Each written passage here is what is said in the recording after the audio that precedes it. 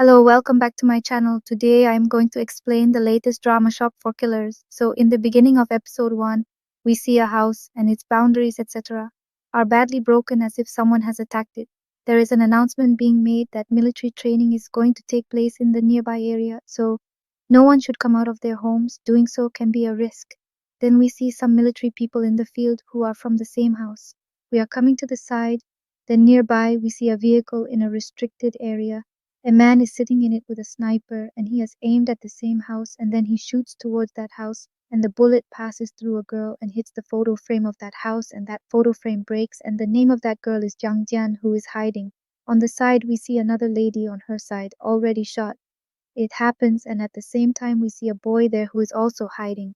And then she remembers that once she was sitting with her uncle Jongjin Man and watching a movie, which is an action movie. And Jin Man is telling her the strategy that if someone attacks us, then how can we escape? And remembering her uncle's words, she gets an idea and she attaches the glass piece to a wiper, and then she points it towards the front so that the shooter can shoot at it, and the shooter does the same, shoots at it 2-3 times so that the glass piece breaks. Seeing this, the shooter starts wondering, what is this?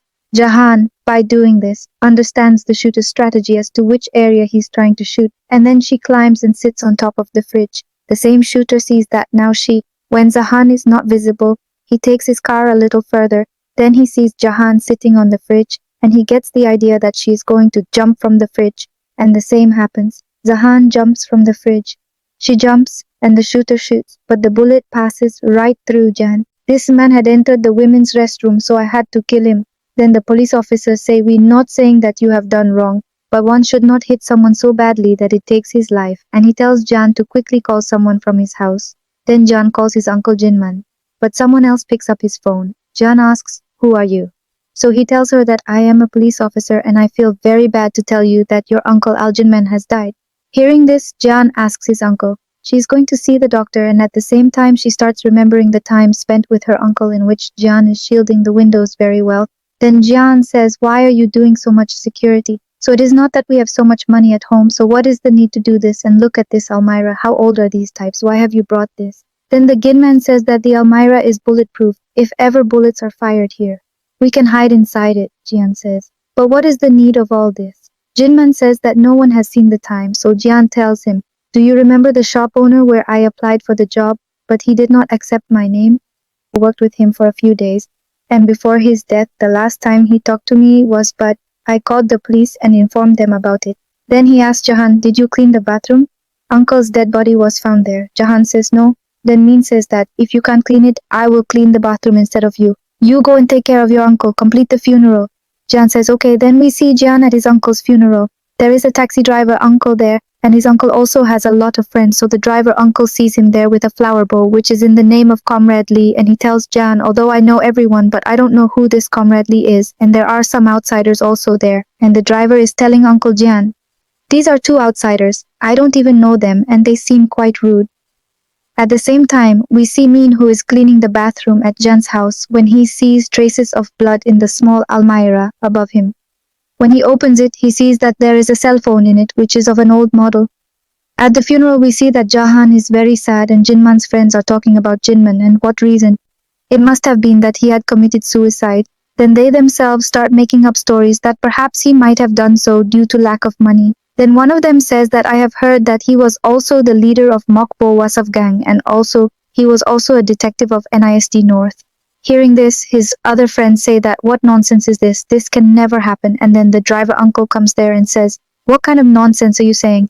Do we even know how much Jinman has helped us? And he starts telling them that you and our family had spent all the money in gambling, and I and my younger brother were about to die. But Jinman came and gave us the money, and then, after going and saving our lives, he asks if the driver uncle had given us the money. Driver uncle says yes, and after listening to his words, Jahan starts thinking that I have been living with my uncle for 10 years, but I don't think that I know about him. She knew something. Then Hihan goes out and starts smoking, and then Mina comes and says that I will also come with you. Then they all are in the bus, and Jiman's friends are talking that Yihan is going to her uncle's funeral. She has not cried at all. It seems as if she was not close to him at all.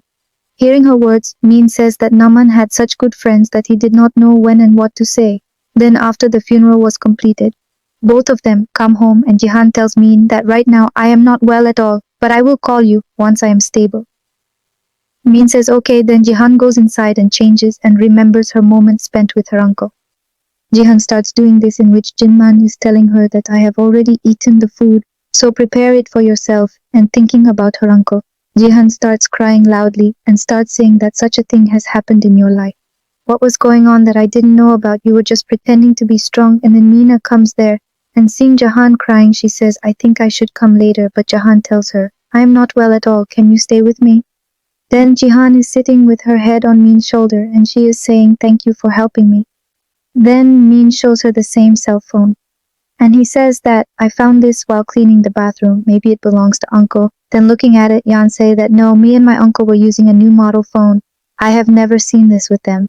Then Min says, maybe the man would be using it for his work, and then a message comes on that phone that I have sent you 70 million rupees. When will